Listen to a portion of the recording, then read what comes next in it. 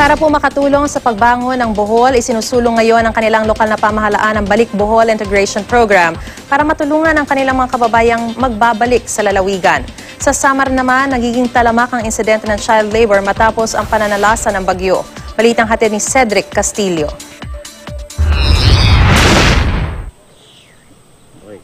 Dinaanan man ng super typhoon ang lalawigan, tuloy lang ang buhay ng mga nagtitibag ng batong panambak sa pribadong quarry na ito sa Calbayog, Samar.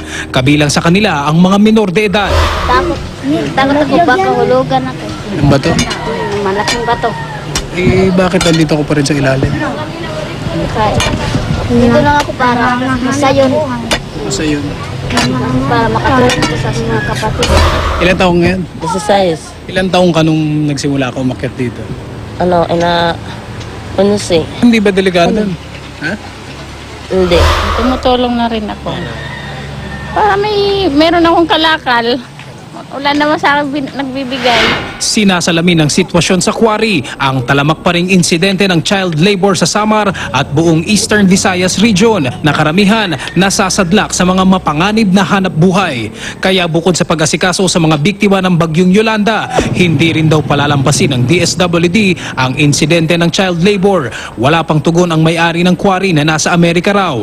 Sa ibang lugar, gaya sa Giwan, kapansin-pansin na ang unti-unting pagsisikap na makaahong muli, mapakapwa Pilipino man o dayuhan, kapit-bisig sa pagbangon.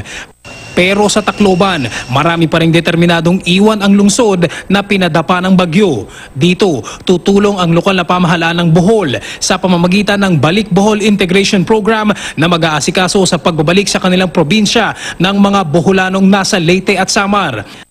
Cedric Castillo, GMA News.